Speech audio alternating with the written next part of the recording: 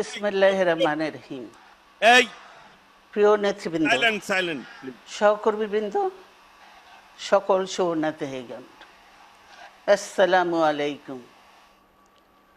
প্রতি বছর মে মাসের এই দিনটি আমাদের পরিবারে আসে এক বেদনা বিধুর স্মৃতি নিয়ে। এই দিনে শুধু আমাদের পরিবার নয়, বরং সমগ্র দেশই হয়ে উঠে পড়েছিল বেদনার্ত ও অভিভাবকহীন।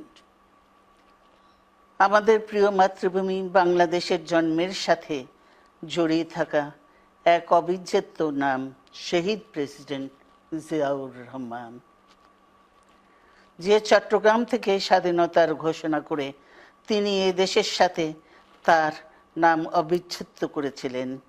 সেই চট্টগ্রামেই এক সফল, সৎ, দূরদর্শী ও প্রকৃত দেশপ্রেমিক প্রেসিডেন্ট হিসেবে নিজের জীবন উৎসর্গ করেছেন।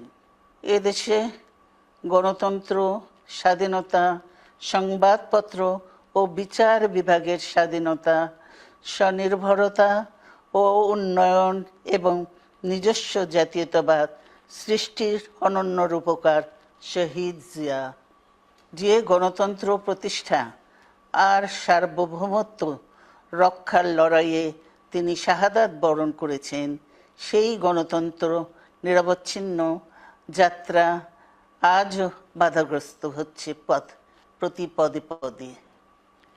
খুব শীঘ্রই আমরা বাংলাদেশকে গণতন্ত্রে পুনঃপ্রতিষ্ঠিত দেখতে পাব।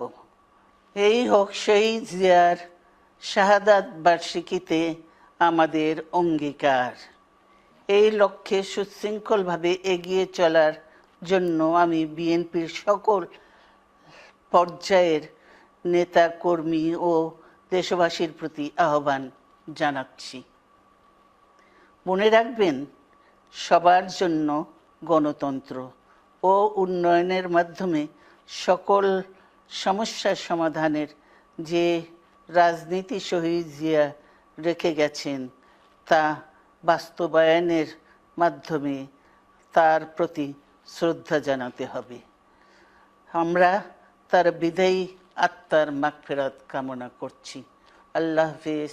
বাংলাদেশ জিন্দাবাদ।